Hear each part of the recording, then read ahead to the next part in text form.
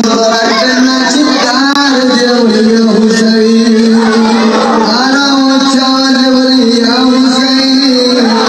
আজকে কারবালার ময়দানে ইমাম হুসাইন রাদিয়াল্লাহু তাআলা শাহাদাত বার্ষিকী উপলক্ষে এই মাহফিলে আমরা আজকে বেরে ঘোষণা করছি, ওই কারবালার প্রান্তরে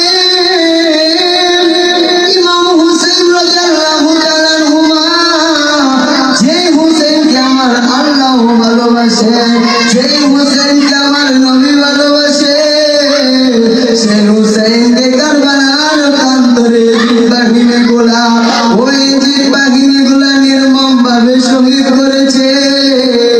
সেই হুসাইনের পক্ষে আমরা আছি না নাই? এখনো কিছু মানুষ বলে এজিদের কোনো দোষ নাই, এজিদের কোনো দোষ নাই, এমন নামদারি মুসলমান এখনো পাওয়া যায়। আমার নবীর মুখ সামনে যখন মসজিদে নববীতে একদিন নবীজি বসা, ইমাম হাসান এবং ইমাম হুসাইন ঈদের দিন দুই ভাই দুই রঙের দুইটা জামা মুবারক পরে আমার নবীর সামনে আসলেন। একটা হাসান লাল সবুজ জামা, হুসাইন লাল জামাটা পরে আমার নবীর সামনে যখন আসলেন, আমার নবী দুই ভাইকে কোলের মধ্যে নিয়া ইমাম হাসানের টুড়ের মধ্যে চুমুকায়, ইমাম হুসাইনের গলার মধ্যে চুমুকায়, এভাবে চুমুকায়। ঈদের নামাজের সময় হয়েছে, আমার নবী ঈদগার ময়দানে চলে গেলেন।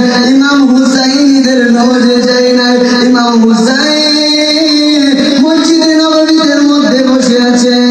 দুপুর বেলা বাড়িতে আসে, এসে দেখে খাতুনে জান্নাত ফাতেমা রাদিয়াল্লাহু তাআলা আনহা নামাজের মাসাল্লায় বসে গেছেন, সিজদা মুবারকের মধ্যে আছে। ইমাম হুসাইন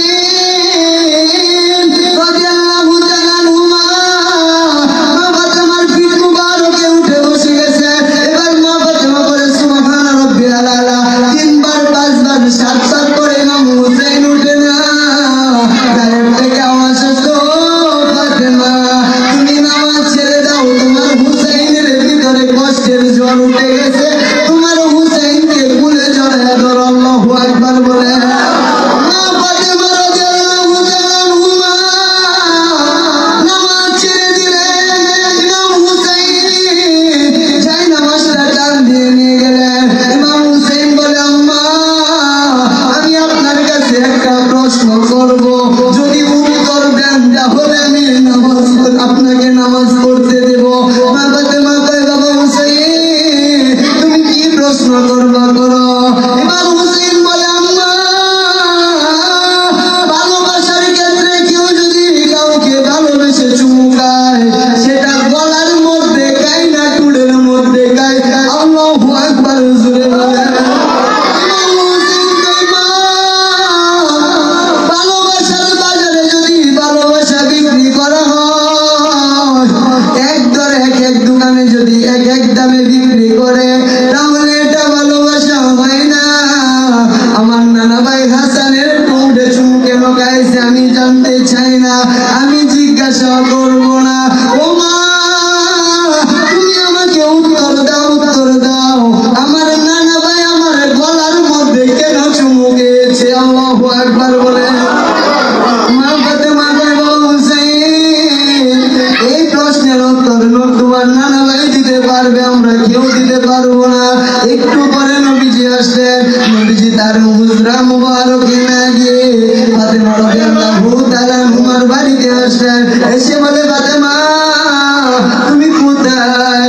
ফাতেমা রাদিয়াল্লাহু তাআলা আনহা বেরিয়ে এসে বলে আব্বা, ইয়া রাসূলুল্লাহ, নবী গো, আপনার নাতি হুসাইন আজকে ঈদের ময়দানে যায় নাই। ও কেন কেন কেন ও কেন যায় নাই?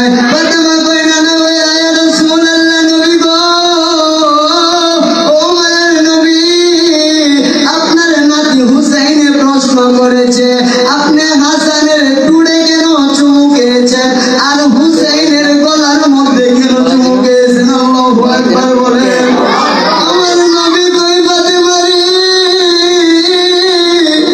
ও ফাতেমা, আমি কেন হুসাইনের গলার মধ্যে চুমুকেছি জানো নি? ফাতেমা কয় ইয়া রাব্বা, আপনি বলেন কেন চুমুকেছেন? আমার নবী কয় ফাতেমা তুমি শুনে সহ্য করতে পারো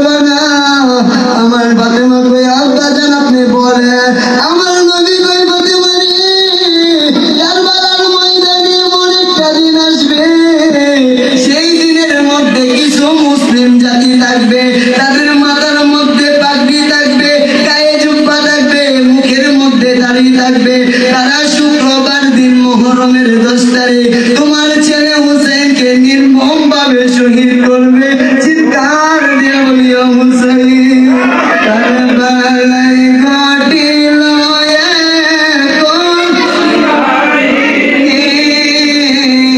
নবীর আওলাদ আজগর না পানি বাবারে, নবীর আওলাদ আজগর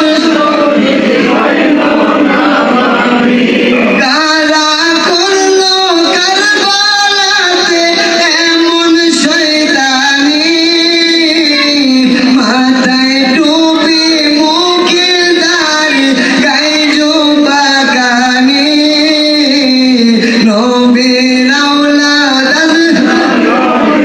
আইলো না পানি, হায়রে নবীর।